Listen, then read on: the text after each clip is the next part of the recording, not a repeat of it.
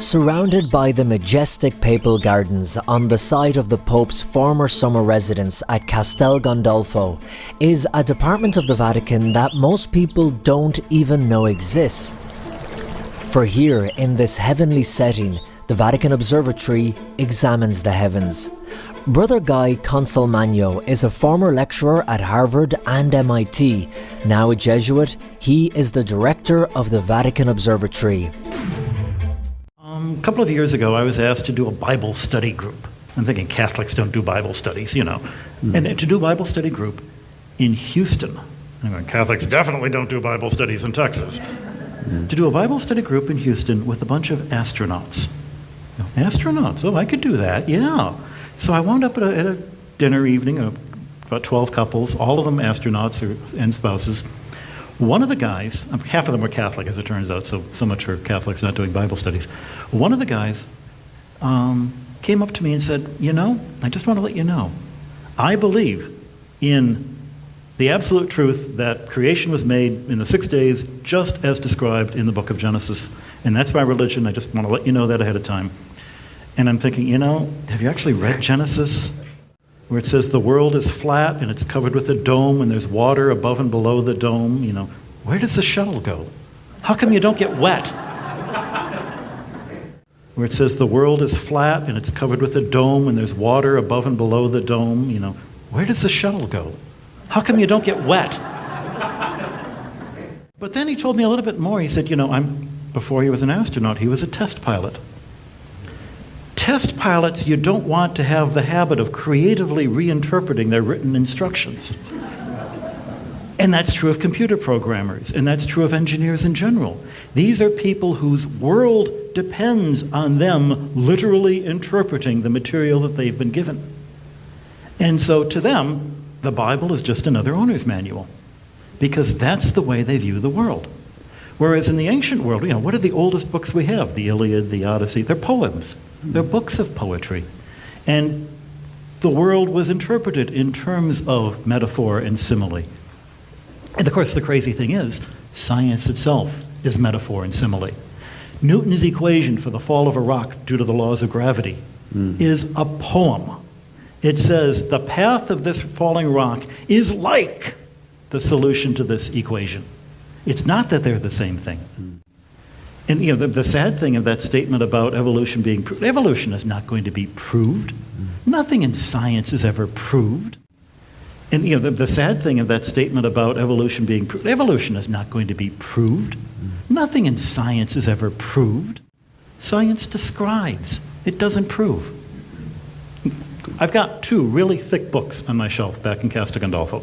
One of them is the Bible, and the other is a book by Misner, Thorne, and Wheeler called Gravitation. And this is, you know, about that thick, and it's all about Einstein's general theory of relativity.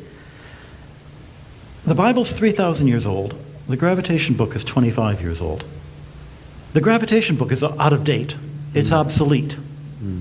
Science books go obsolete. They're supposed to.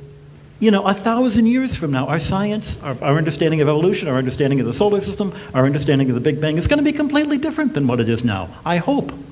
Are you saying, though, that then the problem is that on one level, science is dominated by these kind of fundamentalist techies who can't read a text other than in a fundamentalist way? There is an element of that. I wouldn't say it's dominated by it. Yeah. Because the funny thing is most religious people are not arch creationist fundamentalists. Most evangelicals are not. But those are the ones you see on TV. We've got 12 astronomers, most of them Jesuits. There are a couple of diocesan priests who work with us. And we all have doctorates from different universities from around the world. We come from 4 continents. We do science ranging from, you know, the Planck time of the first 10 to the minus 43 seconds before that time, after the Big Bang, to dust that hits the top of the Earth's atmosphere now and everything in between. Dust that hits the top of the Earth's atmosphere now and everything in between. And it's not just here at Castel Gandolfo. Across the Atlantic Ocean in Arizona in the United States, the Vatican purchased this state-of-the-art telescope where priests and brothers with degrees in the sciences, math and engineering capture awe-inspiring images like these. Why does the Vatican have an astronomical observatory? Don't you think every major religion should support astronomy? The answer is deeper than that, of course. In 1891, Pope Leo XIII deliberately established a Vatican observatory. Astronomy was a field that the Vatican already had a really strong international reputation. And this was to show the world that the Church was not against science, and also to show the world that the Vatican was a nation with a national observatory. So it was part scientific and part political. As most of these things are. The thing that, the reason we continue to have a Vatican observatory is to continue to remind the peoples in the pew that we are not anti-science, that the Church not only supports science, but the Church is mother of science in many ways, because science began in the universities. In the observatory's headquarters, there is a museum documenting the Vatican's contribution to science and astronomy dating back as far as 1582 and the Gregorian reform of the calendar. This is the first telescope that the observatory got in 1891, and it was installed in a little dome on the Tower of the Winds. So this was back in Vatican City, and in fact, the first telescopes were on the walls of the Vatican City. We didn't move out here until the 1930s. The museum is a treasure trove of a part of Vatican history that is widely unknown, like the story of the Sisters of the Child Mary, who helped map and catalogue nearly 500,000 stars in the late 1800s. We developed a laboratory to measure the spectra of pure metals.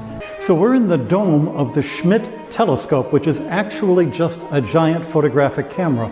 And it was the final telescope installed here at the Vatican. It was put in here in the late 50s.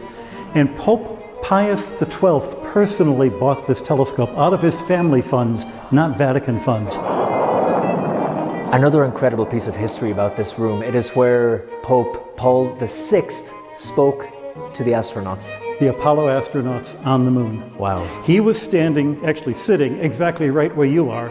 First a blessing in Latin, and then a message to the astronauts in English, referring to the moon as the pale goddess of our dreams. Wow. It was beautiful, it was poetic. Pope Paul VI is speaking to you, astronauts. Greetings and blessing to you, conquerors of the moon. And it was a moment that showed just how dedicated the Church is to being in tune with the science and the technology of the times. And 240,000 miles from Earth, on board the Apollo spacecraft, the astronauts had brought a small flag of Vatican City. It was a beautiful, beautiful moment. So the evidence in front of you is that anybody tells you you have to give up your science to be a religious person or your religion to be a scientific person is giving you a load of nonsense. And then you should ask yourself, why are they telling you that?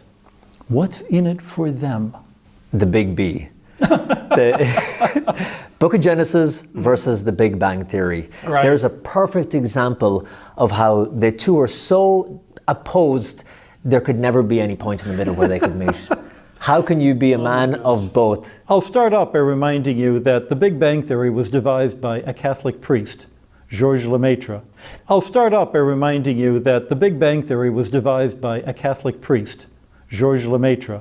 And it was opposed by a lot of astronomers in his day because they thought it was too close to the idea of creation. But Genesis is not a book of science. Genesis is a book about God. And everything it says about God is not only still true, but now that we know more about how the universe is created, it's even more important and more true than the poor guy who wrote Genesis could ever have believed. And do you believe, written in a poetic way deliberately in order to make it timeless? It had to be written in a poetic way because the science keeps changing. You know, God couldn't say, and then I had a big bang, because 100 years ago people would have said, what were you talking about? And 1,000 years from now, the Big Bang is going to look, kind of naive, I hope. It has to be spoken in poetry. What do you think are the advantages of being a scientist who has faith? The biggest advantage is it keeps you centered on why you're doing this. Science should be for the glory of God. And what I mean is it should be fun, because joy is the glory of God. Joy is evidence of God's presence. And joy only comes when you approach the truth. In researching their book, Horn and Putnam were granted permission to visit the observatory on Mount Graham, which hosts the Vatican Advanced Technology Telescope, VAT, in September 2012. Not only were they able to discuss the study of deep space with the Jesuit astronomers there, but they also gained access to one of the top Vatican astronomers in Rome. Horn said Brother Guy Consolmagno, who has also been called the papal astronomer, told the authors some astounding information during 5 interviews. With NASA in charge of the flow of astronomical information to the public, it appears the Vatican has remained a central player in the truly accurate astronomy not being released to the public. For hundreds of years, the Vatican has owned more telescopes and observatories than any organization, private university, or government. NASA and the Vatican jointly own Lucifer, the world's largest binocular telescope. According to the official Vatican website, the Vatican Observatory is one of the oldest astronomical institutes in the world. And yet, where are the photographs? Where are the news releases of the latest discoveries? Precisely what have the Jesuit astronomers been doing for the last 500 years? Only they know. Where it says the world is flat and it's covered with a dome and there's water above and below the dome, where does the shuttle go? How come you don't get wet?